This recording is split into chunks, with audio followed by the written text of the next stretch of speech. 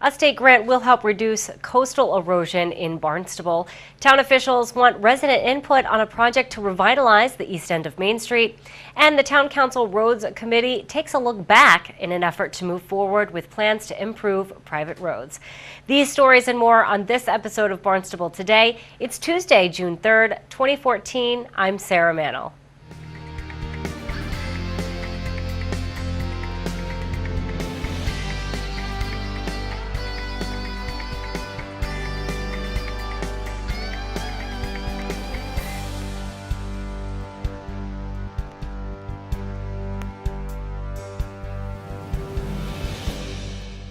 The town of Barnstable is one of 9 communities receiving state funds to help reduce coastal erosion and naturally protect coastline from storm damage. Town manager Tom Lynch says Barnstable will receive about $185,000 to stabilize the beach surrounding the Blish Point boat ramp and Millway Beach. The project will use sand-filled coir bags, native plantings, and sand fencing.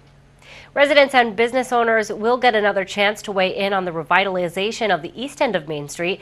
Director of Growth Management Joanne Miller-Buntich says local input is key to the success of the project. You can join in the discussion Tuesday, June 17th from 5 to 7 p.m. at the Heritage House Hotel. The Town Council Road Subcommittee continues to work on finding a way to pay for private road repairs. During the committee's meeting Monday night, Town Engineer Roger Parsons talked about what staffing costs would be for a temporary roads program. And, I did get a price, and this is what we're focusing on tonight, that the consultant that has already done our town road analysis, and that is in vogue today for what we are out there literally paving, gave me a price of approximately $150 a mile to continue and complete one analysis of that, and there's the number, $28,500. That would have to be repeated, and whether the number is exactly the same but similar, every 3 years because of the continued wear and tear on the roadway. So I did want to start with that. So just again, these are estimates as it says. So again, Mr. Chairman, starting from the top.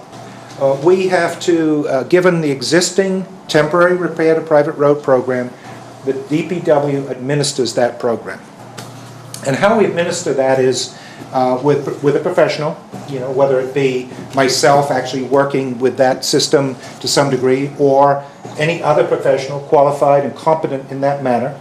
We have utilized what we call our senior road project manager. That's a lacking position right now in the town, but that particular individual has spent some time on the private road program. The amount of time has facilitated the ability to actually perform up to, and I think this is a maximum, about $2.5 million worth of construction in any given year. That has not been a consistent number simply because of the demand has not been met by the staffing that's available. However, that's one of the folks that would be needed, in my view and in our view, to facilitate this program. The other positions, as I've put on this memorandum, indicate that a part-time positions, both of a CAD operator, that's someone back in the office drawing up the plans, specifications, details, pictures, diagrams, and that kind of thing. An administration component, I've used a part-time as a half-year position, meaning, we have a construction season. In order to prepare for that, we would spend typically a half year devoted to this robust program. The administrator would be involved with preparation of our bid documents, as well as outreach to as Councillor Crocker, for example, is very much familiar, preparing for outreach, sending out notices, making sure administrative processes continue. And then in this grouping, I've also used specifically for the program, I want to make this very clear, an inspector. All of our work that we do and bid out by the public work through the Public Works Department and through the procurement laws of the Commonwealth of Massachusetts, it rightly so has to be inspected, literally in the field. And then the gathering of that inspection material is utilized to enable payment to the contractor. Town Attorney David Houghton was also on hand. He provided the committee with a history of the private roads repair program within the town. As far as the history, the program, as we know it today, was actually enacted as Article L6 of the May 6, 1989 annual town meeting, so it was during the transition in the form of government. And it was adopted without debate or without discussion, and it was adopted unanimously. So there was no history for the purpose of the adoption specifically of the article, but there was some discussion under the next article, Article L7, which bears, I think, on the context for the adoption of this establishment of this program. And up until that time, the town had been accepting private roads fairly routinely, and they had a petition process, much like you have now for the temporary repairs program. But those petitions were to accept roads. And at the time, at the time of this enactment, there were 40 petitions, 40 roads pending for acceptance. And kind of in the line of history repeats itself. There was a question about what would happen to those petitions, and then Public Works Superintendent Tom Mullen explained that that the town basically could no longer continue to accept private roads. It had just become too burdensome. So that this program, the temporary repairs to private roads, was offered as an alternative, and in the discussion he specifically used the term for non-collector roads. In other words, he said that the petition, the acceptance program could or might continue for those roads which were heavily traveled, and he used the term collectors, but that this temporary repairs program was an alternative for smaller roads that were not as heavily traveled for the residents to obtain repairs. He actually used the term there are roads that the town wants to own, and there are roads that the town never wants to own. And those sentiments were echoed by 89, I believe he was then Chairman Gary Zimmerman of the Finance Committee, who explained how expensive it was just for the takings process was in terms of staff time and in terms of monetary resources. After the change in government, there were 4 appropriations over the period from about 1992 to 1999 for temporary repairs to private roads. 2 of those appropriations were for borrowing.